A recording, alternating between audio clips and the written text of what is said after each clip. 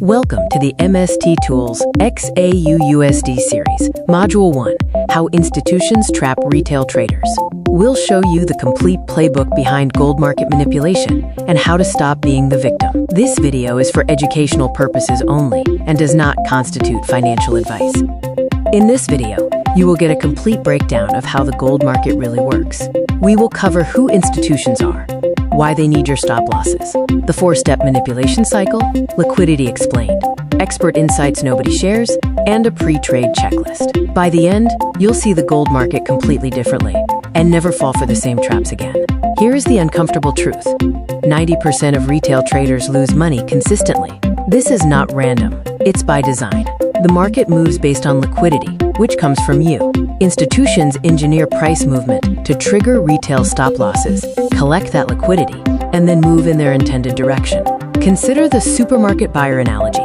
A large wholesaler wants to buy 50,000 units without raising the price immediately. They create fear to drop the price, quietly accumulate inventory, and then announce scarcity, selling into high demand.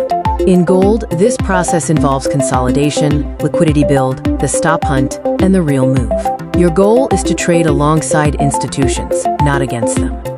Institutions are real entities like commercial banks, central banks, hedge funds, sovereign wealth, and pension funds. They command massive capital, from billions to trillions. They are not conspirators. They are publicly traded companies with legal obligations to maximize client returns using liquidity mechanics most retail traders never learn.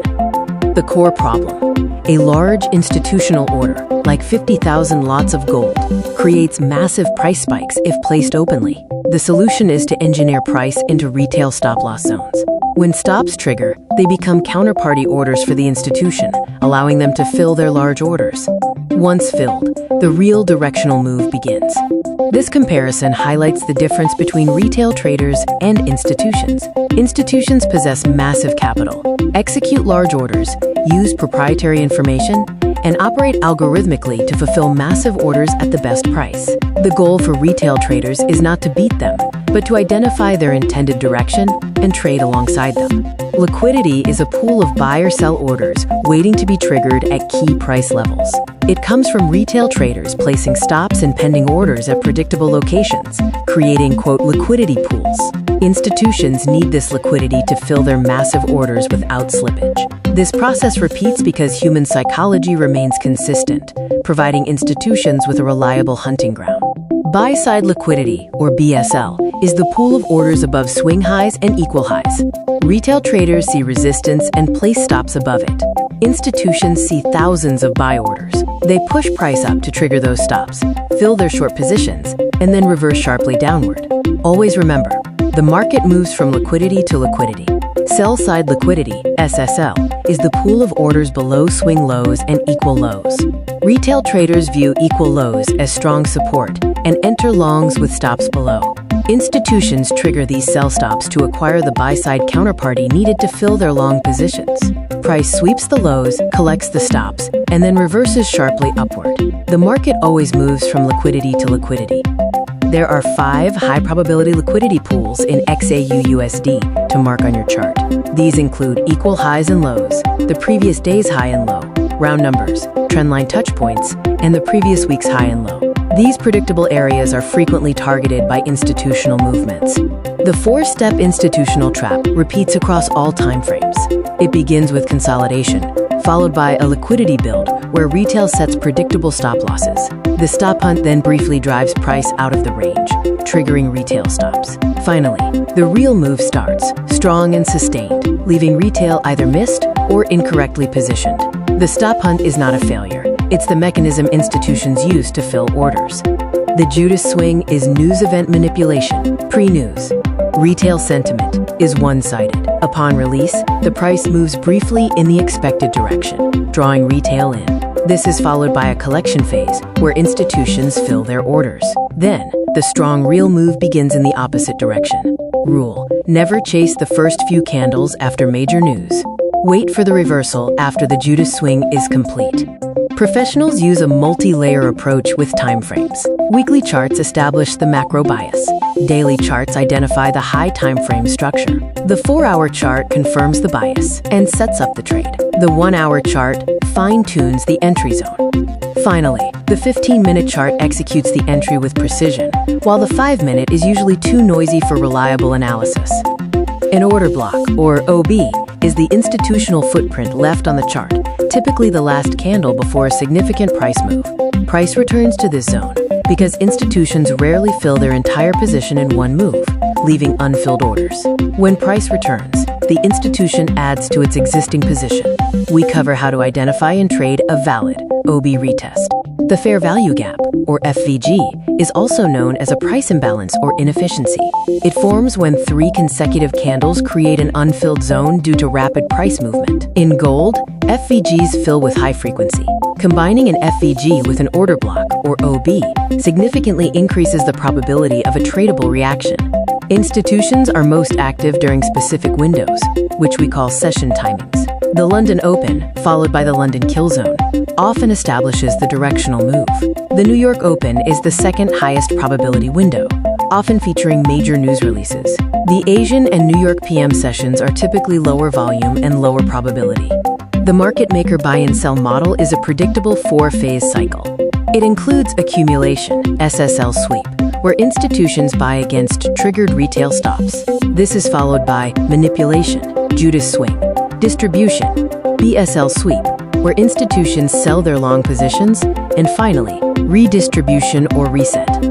Institutional trading often occurs in, quote, dark pools, private venues where large orders are filled without moving the visible market. What you see on your chart is often only 10% of an iceberg order. Additionally, the Commitment of Traders, or COT report, provides insight into commercial hedgers' positioning, which is a powerful macro indicator. The true driver of gold is real yields, not the nominal dollar index alone.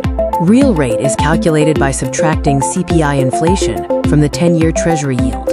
When the real rate is negative, gold tends to be bullish. Always track the DXY and the US 10Y yield simultaneously. Divergence often signals a significant gold move. Trading profitability is determined by expectancy, which combines win rate and risk-reward ratio. A trader with a 45% win rate but a 1-to-3 risk-reward is significantly more profitable than a 65% win rate trader with a 1-to-1 ratio. Aim for a high risk-reward ratio for sustainable, lower-stress trading. Gold has 5 unique characteristics. It carries a geopolitical safe haven premium, experiences spread expansion during news events, follows a seasonality pattern, adheres to volume profile, and has a weekly profile rule where Monday often establishes the weekly bias. The professional workflow uses top-down analysis. Start with the weekly chart to build the macro bias. Use the daily chart to identify key levels. The 4-hour chart determines the setup zone, or point of interest. Finally, execute with precision using the 15-minute or 5-minute charts, and then step away. Risk management is crucial, especially in volatile gold. Adhere strictly to the 1-to 2% risk per trade rule. Use structure-based stop losses, not arbitrary levels. Implement hard daily loss limits, as protecting capital is exponentially more important than capturing profits. Always calculate position size precisely before entry. The mental game is half the battle.